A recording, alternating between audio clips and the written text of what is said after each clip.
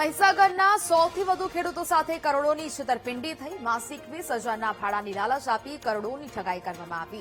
ખેડૂતોને લાલચ આપીને બે શખ્સ 150થી વધુ ટ્રેક્ટર લઈ રફુ ચક્કર થઈ ગયા। સંતરામપુરના બે ભેજાબાજ ધવલ ડામોર અને પંકજ ડામોર સામે ફરિયાદ નોંધાઈ છે। ભાડા કરારને નામે ટ્રેક્ટર અને ટ્રોલી ભાડે લઈને છેતરપિંડી આચરી હતી। ખેડૂતો પાસે ટ્રેક્ટર પડાવી લઈ ભાડું ન ચૂકવે વિશ્વાસઘાત કર્યાનો આક્ષેપ છે। ખેડૂતોએ પોલીસ સામે પણ ગંભીર આક્ષેપો લગાવ્યા હોવાનું સામે આવ્યું છે। પોલીસ કોઈ કાર્યવાહી ન કરતી હોવાનો ખેડૂતોએ આરોપ લગાવ્યો છે। જ્યાં પોલીસની ઢીલી કામગીરી સામે ખેડૂતોમાં ભારે આક્રોશ છે।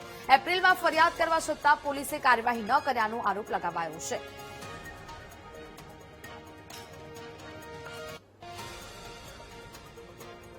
તો મહીસાગરના 100થી વધુ ખેડૂતો જેમની સાથે કરોડો રૂપિયાની છેતરપિંડી આચરવામાં આવી હોવાની આ ઘટના સામે આવી છે। ભાડાની લાલચે કરોડો રૂપિયાની ઠગાઈ આચરવામાં આવી। પોલીસની ઢીલી કામગીરી સામે પણ ખેડૂતોમાં ભારે રોષ છે। એપ્રિલમાં ફરિયાદ કરવામાં આવી છતાં પણ પોલીસે અત્યાર સુધી કોઈ કાર્યવાહી ન કર્યાનો આરોપ લગાવાયો છે।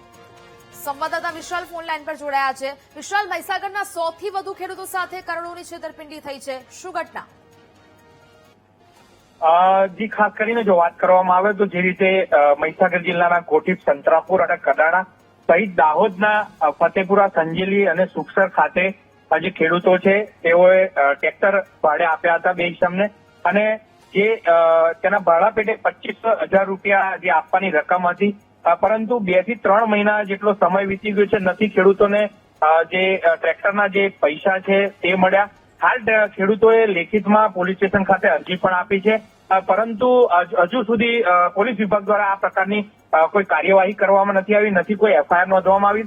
હાલ પોલીસ તપાસ તો કરી રહી છે, પરંતુ આ જે ટ્રેક્ટરની સંખ્યા છે, જે અલગ અલગ જે ખેડૂતો છે તે લોન પર જયારે ટ્રેક્ટર લેતા હોય છે અને એ લોન માટે આવા જે લેભાગુ વ્યક્તિઓ હોય છે કે જે ટ્રેક્ટર ખરીદવા માટે અને અન્ય તમને પૈસા આપીશું એવી લોભામણી જાહેરાતો આપી અને તેમની પાસે ટ્રેક્ટર, એવા કેટલાય ખેડૂતોએ અરજી આપી છે।